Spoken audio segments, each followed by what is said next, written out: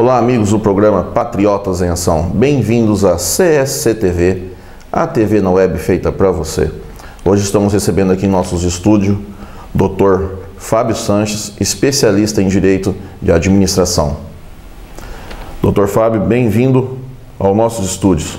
Eu que agradeço e é uma honra sempre estar aqui novamente, pela segunda vez que eu participo, da outra vez falando sobre política, das eleições passadas, como que o tempo passa, a cada 2 anos nós temos eleição, e já estamos agora aí, às portas agora de uma eleição para presidente da República, Nós falamos sobre eleições municipais a última vez e já estamos agora às portas aí para os cargos do Executivo, É uma satisfação e principalmente o próprio nome deste programa já diz tudo, O que falta hoje no Brasil, ainda mais que nós estamos agora às portas de uma eleição presidencial, que é a mais importante de um cargo executivo, é exatamente pessoas que são estadistas ou patriotas.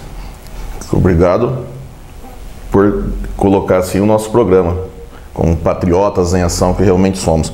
O Dr. Fábio está aqui hoje, ele vai falar sobre a lei da ficha limpa, para você de casa poder entender de uma maneira simples o que é a lei da ficha limpa. Porque a gente escuta muito na televisão falar de lei de ficha limpa, mas o entendimento é para quem é advogado que consegue entender as leis desse país, que eu já falei o que com o Dr. Fábio, são tão confusas. Então hoje nós vamos passar para você de casa a lei da ficha limpa de uma forma simples que você possa entender. Primeiramente, Dr. Fábio, eu queria perguntar para o senhor, o que seria a lei da ficha limpa? Exatamente, em busca do anseio da população de que aquele que é o detentor de um cargo político, ou seja, um vereador, um prefeito, um governador, um deputado, um presidente, enfim, segundo o artigo 37 da Constituição Federal, um dos princípios dessa pessoa pública é exatamente o que? A probidade. O que é a probidade? A probidade significa honestidade, significa zelo com o dinheiro público, significa ser uma pessoa transparente. E em cima desse anseio, que o Brasil tem um histórico, como você sabe muito bem, que o Brasil tem um histórico, de que político não era preso, de que político não pagava pelos seus crimes. Isso tudo mudou a partir de 2010 com esse anseio da sociedade, que é uma iniciativa popular, onde foram colhidas, Marcelo, mais de 1.600.000 assinaturas para que essa lei, vulgarmente chamada Lei do Ficha Limpa, ou seja, como diz o nome, ficha limpa, é que o candidato o candidato e também o eleito tem uma ficha limpa, ou seja uma pessoa de uma conduta libada, seja uma pessoa realmente proba, honesta, realmente então que surgiu essa lei do ficha limpa para que essa pessoa realmente siga esses princípios constitucionais que estão no artigo 37 da Constituição Federal, que trata que a pessoa realmente deve ter zelo com a coisa pública e não se corromper, não desviar, não fazer lavagem de dinheiro, enriquecimento ilícito e por aí vai. O que é difícil hoje dos termos políticos totalmente honestos, Pessoal de casa, o entendimento que o Fábio acabou de falar aqui, o que é a ficha limpa, é uma pergunta que a gente tinha que esclarecer no começo para você entender. Agora eu tenho perguntas aqui de alguns amigos que queriam falar, entender o que é assim, a lei um pouquinho mais aprofundada, certo? E eu coletei algumas perguntas de amigos que mandaram quando souberam que você vinha ao programa, Fábio. Então a primeira está aqui. Por que alguns juristas entendem ser inconstitucional a lei da ficha limpa? Exatamente, porque a lei do ficha limpa, ela tem um artigo que ela diz o seguinte, que a partir da condenação em colegiado, por um órgão colegiado, seja este órgão da Justiça Eleitoral ou um órgão judicial colegiado, já poderia ocorrer a execução da pena. Ou seja, o que é um órgão colegiado? Nós temos no Brasil hoje 4 instâncias judiciais, ou seja, primeira instância, no caso, levando para o caso do ex-presidente Lula, Sérgio Moro. Certo. Em segunda instância, o tribunal, agora de Porto Alegre, que manteve a condenação do ex-presidente. Segunda instância. E depois nós temos ainda STJ, que é o Superior Tribunal de Justiça, e por último ainda, o Supremo Tribunal Federal. 4 instâncias. Que segundo o ex-presidente do Supremo Tribunal Federal, César Peluso, desde 2010, olha só, nós já estamos em 2018, em 2010 ele já denunciava que precisava ter uma reforma judiciária, Marcelo, ou seja, diminuir as instâncias. Por quê? Porque o Brasil, segundo César Peluso, e é nosso conhecimento, o Brasil é o único país que tem 4 instâncias. Então, a lei do ficha limpa surge dizendo que a partir da condenação em segunda instância já pode ser executada a pena. Porque sabe o que acontece do contrário, Marcelo? Com tantos recursos, com 4 instâncias, significa que o político ele pode terminar o cumprimento do seu mandato eletivo e depois ele é condenado. Qual a validade depois que ele já termina o seu mandato?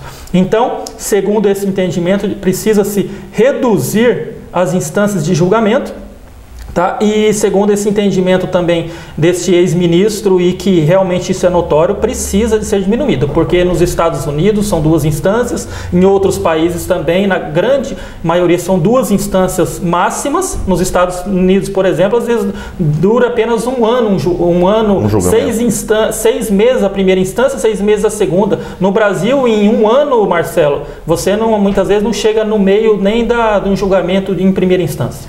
Então, o que pode ocorrer aí, quantos anos a pessoa vai ficar impune, no meio do julgamento a pessoa pode falecer, não vai pagar nunca pelo que fez. Mas, Marcelo, sobre esse ponto que você diz, o porquê que estão questionando esse ponto, que esse é o ponto crucial da lei do ficha limpa, se é legal ou não esse entendimento? Porque a Constituição Federal, ela estabelece, tem o princípio da presunção de inocência, e ela diz que só pode ser taxado de culpado ou pode ser condenado e começar a cumprir a pena após o chamado trânsito em julgado.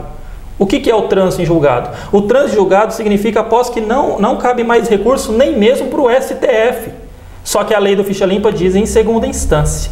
Então esse seria o único ponto questionável a respeito da legalidade. Mas, em julgamento, os 11 ministros do Supremo Tribunal Federal já se reuniram e julgaram por 6 votos a 5 o entendimento de que a lei é realmente legal, que a lei é constitucional e que pode ser executada. O problema é que, agora, às vésperas de uma condenação do ex-presidente, que nós já vamos falar mais à frente a respeito desse caso, parece que já estão se mobilizando para que se julgue novamente se esse entendimento já não deve ser mudado. Um entendimento que foi consolidado no ano passado já está para ser julgado novamente pelos 11 ministros, que se caso a maioria se reverter, se 6 deles falarem que entendem agora que não deve ser condenado em segunda instância, o ex-presidente, por exemplo, já não pode ser preso, e isso já muda todo o entendimento de um ano atrás. Mas então é o seguinte, para o pessoal de casa entender, está tendo a partida de futebol e muda a regra do jogo se o time principal estiver perdendo. Muda a regra do jogo ali, isso não pode, isso não vale. Exatamente. Mas uma coisa, Fábio, que você falou aí que é interessante, os ministros, mas não é assim uma coisa meio imoral o presidente escolher os ministros que vai julgar ele? Você entrou num ponto que, dentre a reforma do Executivo, assim como foi dito pelo ex-ministro César Peluso, de que precisa diminuir as instâncias, já passou da hora de ministros do Supremo Tribunal Federal não serem mais indicação política. Um ministro, para quem não sabe, que são 11 ministros, que eles são a instância máxima do judiciário brasileiro, eles são indicação do presidente da República. Isso, e agora, como você disse, pelo menos metade foram colocados pelos últimos governos Lula e Dilma. Ou seja, são ministros indicados pelo ex-presidente ou pela ex-presidente que agora irão julgar vão decidir algo que possa beneficiar esse ex-presidente. A gente espera que eles tenham por obrigação constitucional, de a partir do momento que são nomeados, serem isentos. Mas por que não se modificar isso, por exemplo, por um concurso público? Até quem é escolhido como ministro, Marcelo, muitas vezes pode ser duvidoso. Porque, por exemplo, se eu for um amigo do presidente eleito, ele pode simplesmente, pelo nosso grau de amizade, me escolher. Basta que eu tenha um grau de direito, basta que eu tenha uma pós-graduação, basta que talvez eu tenha escrito um livro e meramente ele escolhe quem ele quiser para ser ministro do Supremo Tribunal Federal. É uma coisa que realmente tem que mudar. Ô Fábio, continuando aqui, o que é o embargo de declaração? Essa é uma pergunta de um amigo que também tem uma dúvida a respeito disso. Exato. Para melhorar o entendimento, significa o seguinte: o ex-presidente Lula foi condenado em primeira instância pelo juiz Sérgio Moro, depois foi mantida sua decisão agora pelo TRF4, ou seja, que é conhecido como a segunda instância. São 3 juízes, foi 3-0. Como foi 3-0, só cabe o chamado recurso denominado de embargos de declaração. Embargos de declaração é um recurso onde visa apenas discutir obscuridade ou contradição na sentença do juiz. Só que esse embargo de declaração, como foi 3-0, só cabe esse recurso, vai ser julgado pelos 3 mesmos juízes, ou seja, que já o condenaram. Então, dificilmente algo vai ser mudado nesse sentido. Julgando que já está na mesa desses juízes para ser julgado, julgando esse embargo de declaração, o entendimento é que, como eu disse, não há mais recurso em segunda instância. A lei do ficha limpa é clara. Não havendo mais recurso em segunda instância, você já pode ser decretada a prisão do ex-presidente. Ou seja, se os ministros julgarem, os juízes do TRF4 julgarem daqui a um mês, por exemplo, já pode ser decretada a prisão do ex-presidente, que segundo a lei do ficha limpa, já pode ser preso. Então, a dúvida é o seguinte: se fosse 2-1, mudaria o entendimento, então? Aí teria uma possibilidade de um outro recurso chamado embargos infringentes. Só que essa é uma outra possibilidade, estenderia mais essa discussão até ele ser preso e poderia até ser eleito, porque seriam 2 recursos. Aí apresentaria infringente, depois teria declaração e poderia ainda isso se estender e ainda ganhar as eleições. Como agora só cabe de declaração e já foi expirado o prazo, já a defesa do ex-presidente apontou 11 pontos que querem tentar modificar, mas já está para julgamento e agora, apenas após o julgamento, pode ser já decretada a prisão do ex-presidente. O entendimento da lei é complicado, né? Tem que ter um advogado para poder explicar para a gente certinho. Ô Fábio, eu quero perguntar aqui para você, acho que vai ser a última pergunta, nosso programa está chegando ao fim. O que vai correr após esse julgamento desse recurso? Como vai funcionar? Após o julgamento desse recurso, como eu disse, é o último recurso de segunda instância, que de acordo com a lei do ficha limpa, na verdade, Marcelo, o entendimento da lei, olha para você ver como que é realmente a lei. Diz que após o julgamento em segunda instância, a condenação em segunda instância já poderia ser preso, ou seja, o julgamento já teve. Só que o entendimento ainda é, vamos esperar que não haja mais recurso. Então estão esperando agora o último julgar esses embargos de declaração. Julgando o embargo de declaração não sendo positivo para o ex-presidente, se decreta a prisão do ex-presidente, pode, segundo a lei do ficha limpa, e pelo atual entendimento do Supremo Tribunal Federal de que isso é válido, ele pode ser preso. Mas, por exemplo, se amanhã o Supremo Tribunal Federal, os 11 ministros se reúnam e decidam mudar o entendimento, e agora é 6-5, um exemplo, para que não possa mais ser preso, certo, já torna inválido, por exemplo, a lei do ficha limpa nesse entendimento. E o presidente pode ainda recorrer para o STJ sem ser preso, pode levar para o STF. Isso, vamos imaginar, se isso tudo levar mais 4 anos, ele ganha a eleição, termina o mandato. Resumindo, vira uma Venezuela. Eu quero agradecer a sua presença aqui, Fábio. O assunto ele é muito extenso. Você vai ter que voltar aos programas aqui. Você quer deixar uma consideração final para os nossos amigos de casa, Fábio?